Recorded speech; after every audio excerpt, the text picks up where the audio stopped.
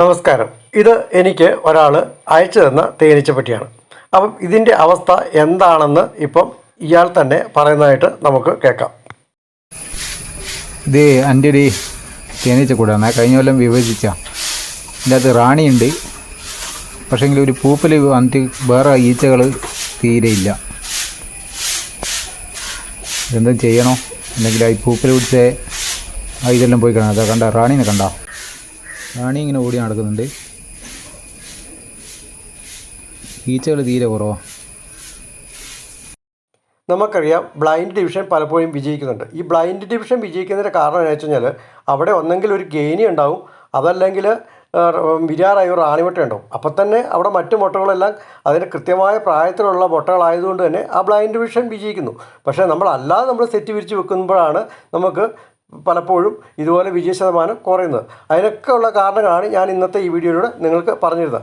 അപ്പം നിങ്ങൾ ഈ വീഡിയോ വളരെ ശ്രദ്ധിച്ചിരുന്ന് കേട്ട് കഴിഞ്ഞാൽ നിങ്ങൾക്ക് നല്ലൊരു തേനീച്ചവളർത്തുകാരൻ ആകാൻ പറ്റും. സാധാരണ തോതിൽ നമുക്കറിയാം നമ്മൾ സാധാരണ ബ്രൗൺ മുട്ടയുടെ മുകളിലായിരിക്കും നമ്മൾ റാണി മുട്ട വെക്കുന്നത്.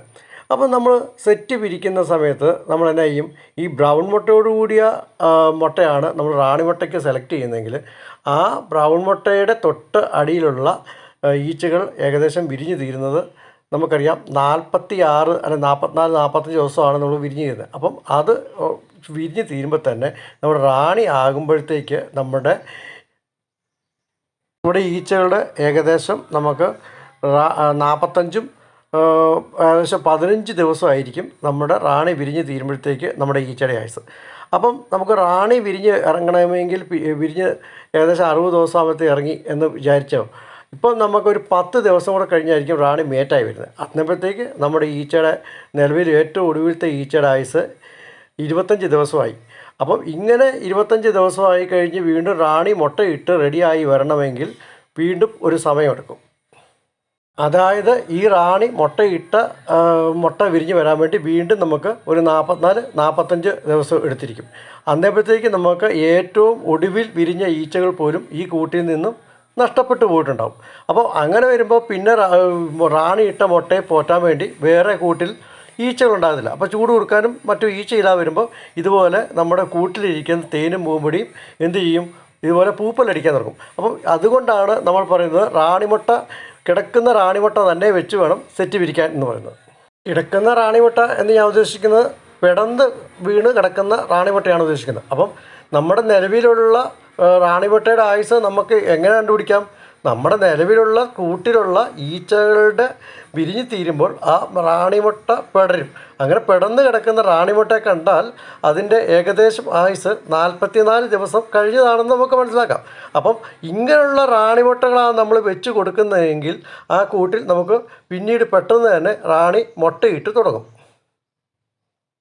ഇവിടെ റാണി മുട്ടയിട്ട് നേരത്തെ തുടങ്ങുന്നതുകൊണ്ട് തന്നെ എന്നാ സംഭവിക്കും, മറ്റ് ഈച്ചകൾ അന്നപ്പത്തെ തന്നെ കൂട്ടുള്ളതുകൊണ്ടും നിലവിലുള്ള റാണിയിട്ട മുട്ട വിരിഞ്ഞെത്തുമ്പോഴത്തേക്ക് മറ്റേ മുട്ടകൾ പൊതിഞ്ഞിരിക്കാനുള്ള ഈച്ചകൾ എപ്പോഴും കൂട്ടിലുണ്ടാവും. അപ്പോൾ നമ്മൾ കൂടുതലും പലരും ചെയ്യുന്നത് എന്നാ വെച്ച് കഴിഞ്ഞാൽ നമ്മൾ ആ ബ്രൗൺ മുട്ട വെക്കും, ഒപ്പം കുറച്ച് വെള്ളമുട്ട വെക്കും. ആ വെള്ളമുട്ട അതിന് മുമ്പേ തന്നെ വിരിഞ്ഞ് തീരുകയാണ് ഇത്. അപ്പോൾ നമ്മൾ ചെയ്യേണ്ട രീതി എന്താണെന്ന് വെച്ച് കഴിഞ്ഞാൽ നമ്മൾ എപ്പോഴും റാണിമുട്ടയും നമ്മൾ വിരിയാറായ മുട്ടയും മാത്രം കുറച്ച് പൂമ്പൊടിയും കൂടെ വെച്ച് നമ്മൾ സെറ്റ് ചെയ്യണം. അപ്പം ഇങ്ങനെ വരുമ്പോൾ തന്നെ നമുക്ക് കൂട്ടിലെപ്പോഴും ഈച്ച ഉള്ളതുകൊണ്ട് തന്നെ നമുക്ക് ഇതുപോലുള്ള അവസ്ഥ ഉണ്ടാകത്തില്ല. അപ്പം നമ്മൾ ചെയ്യേണ്ടത് എപ്പോഴും നമ്മൾ കുറച്ച് മുട്ടയും നമ്മൾ ഈ പറയുന്ന റാണി മുട്ടയും വെച്ച് കഴിഞ്ഞാൽ നമ്മൾ എപ്പോഴും ഞാൻ പറയുന്നതാണ്, സെറ്റ് ഇടയ്ക്കൊന്ന് തുറന്നു നോക്കണം. അപ്പം ഇടയ്ക്ക് തുറന്നു നോക്കി അതിന് വേണ്ട പ്രവർത്തനങ്ങളെല്ലാം അവിടെ നടത്തണം. അപ്പം വീണ്ടും നമ്മൾ എന്നാ ചെയ്യണം, വിരിയാറായ കുറച്ച് മുട്ടകൾ വീണ്ടും ആഡ് ചെയ്ത് കൊടുക്കണം. വിരിയാറായ മുട്ട ആഡ് ചെയ്ത് കൊടുക്കുന്നതുകൊണ്ട് തന്നെ എന്നാ സംഭവിക്കും, നമുക്ക് കൂട്ടിൽ കുറേ കുഞ്ഞുങ്ങൾ വീണ്ടും വിരിഞ്ഞിറങ്ങുന്നത് തന്നെ നമ്മുടെ ഈ റാണി ഇട്ട മുട്ടയും കൂടെ ഉള്ളതുകൊണ്ട് നമുക്ക് ഇതുപോലെ നമുക്ക് ക്ഷയിച്ചു പോകുന്ന പ്രശ്നം അവിടെ ഉണ്ടാകത്തില്ല. അപ്പം ഞാൻ എൻ്റെ ലൈവ് വീഡിയോ ഒരുപാട് ഞാൻ ചെയ്തിട്ടുണ്ട്. അപ്പം നിങ്ങളാരും കയറി കാണുന്നില്ലാത്തതുകൊണ്ടാണ്. അപ്പം നിങ്ങൾ കൃത്യമായിട്ട് നിങ്ങൾ സബ്സ്ക്രൈബ് ചെയ്തിട്ട് നിങ്ങളുടെ ചാനൽ സബ്സ്ക്രിപ്ഷൻ ബട്ടണിൽ തൊട്ടിട്ട് ഓൾ അടിച്ചിട്ട് എൻ്റെ ചാനലിൽ കയറി നിങ്ങൾ ഓരോ വീഡിയോയും കാണണം. കാണുന്ന കൂട്ടത്തിൽ നിങ്ങൾ ഒരു ലൈക്ക് ചെയ്ത് ഗുരുവിനൊരു ദക്ഷിണയും കൂടെ കൊടുക്കണം. ഒപ്പം ഹൈപ്പ് ഉണ്ടെങ്കിൽ ആ ഹൈപ്പിൻ്റെ ഓപ്ഷൻ നിങ്ങൾ അമർത്തണം. അപ്പോൾ ഒരുപാട് വീഡിയോ തേനീച്ച സംബന്ധമായിട്ടും കാർഷിക സംബന്ധമായിട്ടും ഒരുപാട് അറിവിൻ്റെ വീഡിയോകൾ ഞാൻ ഇട്ടിട്ടുണ്ട്. അപ്പോൾ ഞാനിത് കൂടുതൽ വലിച്ചു നീട്ടുന്നില്ല. അപ്പം ഇനി ഈ പുള്ളിക്ക് ചെയ്യാനുള്ളത് ഇവിടെ പൂത്തിരിക്കുന്ന ഇതിനകത്തുള്ള പൂമ്പൊടിയും മറ്റു വേസ്റ്റുകളെല്ലാം നീക്കം ചെയ്തിട്ട് മുട്ടകൾ മാത്രം ക്രമീകരിച്ചുകൊണ്ട് നമുക്ക് വേറെ കൂട്ടിൽ നിന്നും നല്ല വിരിയാറായ മുട്ടകൾ ഈച്ച കുഞ്ഞുങ്ങളോടുകൂടി വെച്ച് കൊടുക്കുന്നതാണ് ഏറ്റവും നല്ലത്.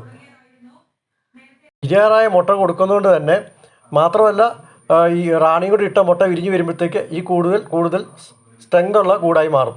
അപ്പം ഇനിയും ഇങ്ങനത്തെ അബദ്ധങ്ങൾ ആർക്കും സംഭവിക്കില്ല. ഞാൻ ഒരിക്കൽ കൂടെ പറയുന്നു, എൻ്റെ ചാനലിൽ ഒരുപാട് നല്ല വീഡിയോസ് ഞാൻ ചെയ്തിട്ടുണ്ട്. സബ്സ്ക്രൈബ് ചെയ്യാത്തവർ തീർച്ചയായിട്ടും നിങ്ങൾ സബ്സ്ക്രൈബ് ചെയ്ത് ചെയ്യുക. ബെല്ലൈക്കൻ അമർത്തേണ്ട ആവശ്യമില്ല. നിങ്ങൾക്ക് ഞാൻ നേരത്തെ പോലെ സബ്സ്ക്രിപ്ഷൻ തൊട്ട് വിസിറ്റ് മുകളിൽ കയറി കാണുന്ന ഓൾ അടിച്ചിട്ട് വിസിറ്റ് ചെയ്യാതെ ചാനലിൽ കയറി നമ്മൾ വീഡിയോസ് ഷോർട്സ് ലൈവ് നിന്ന് കാണുക. അപ്പോൾ താങ്ക് യു.